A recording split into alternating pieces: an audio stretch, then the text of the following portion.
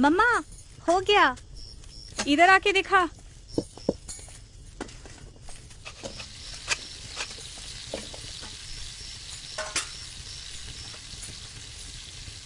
अपनी आंखों से देख, सिलाई सही हुआ क्या? सारे टुकड़े ध्यान से सिलाई करना है। ठीक है मम्मा।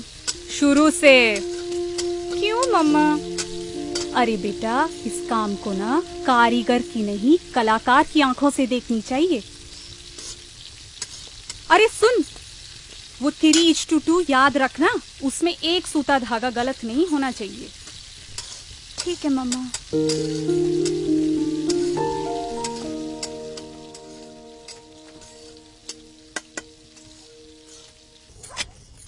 मम्मा,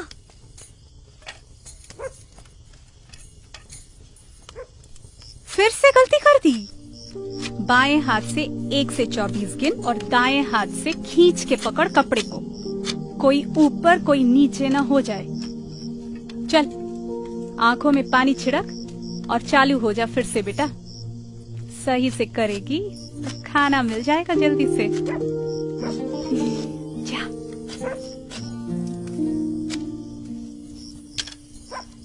सुनो जी, कल सुबह कर सकती है? आज रात भी बहुत हुई है। रात ही तो हुई है, रात खत्म तो नहीं हुई। मम्मा, आज तो खाना बहुत ही अच्छा हुआ। एक साइड खत्म हो गया है तो दूसरी साइड खत्म करके ही सोना। गिनती गलत नहीं होनी चाहिए, परफेक्ट होनी चाहिए।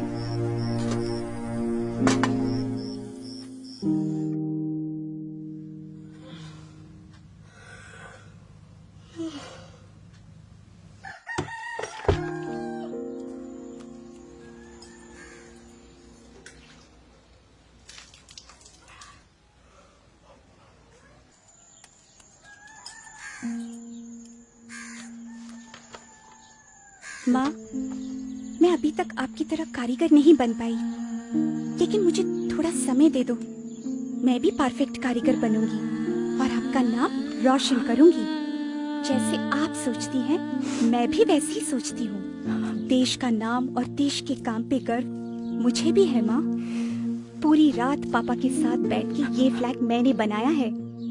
गलती होगा शायद, लेकिन दिल में जज्बा आप ही की तरह है कि इंडिया का तिरंगा परफेक्ट बनाएंगे। स्टिचिंग हो, रेशियो हो, डाइंग हो, मैं सब परफेक्ट करूंगी माँ। बस थोड़ा समय दो।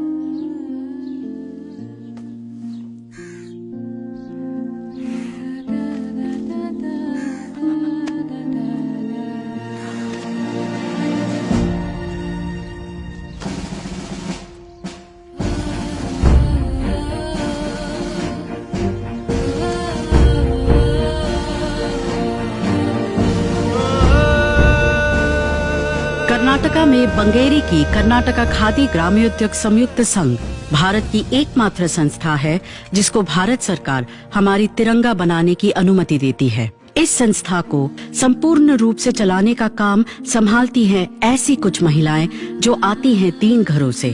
सिर्फ इन्हीं पे वो तिरंगा बनाने की जिम्मेदारी बनती है जो शान से लहराती है हमारे प्रधानमंत्री, राष्ट्रपति और अधिकारियों के दफ्तर में। ISI की पहचान इस संस्थे को इन तिरंगों के सारे भारत में बेचने का अधिकार देती है। हर एक तिरंगा BIS के दिए हुए निर्देशों पर पूरी तरह से आधारित है। आकार, प्रकार, धागे की मजबूती या रंग में जरा सी चूक भी बनाने वाले को जेल में डाल सकती है।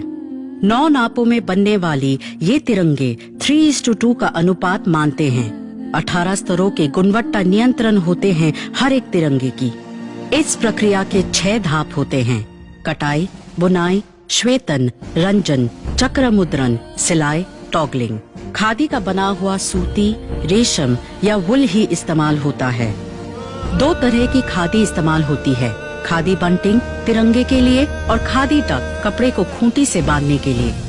खादी डक के लिए 150 सूता होनी चाहिए प्रति स्क्वायर सेंटीमीटर, 4 सूता प्रति इंच और वजन 205 ग्राम प्रति स्क्वायर फुट।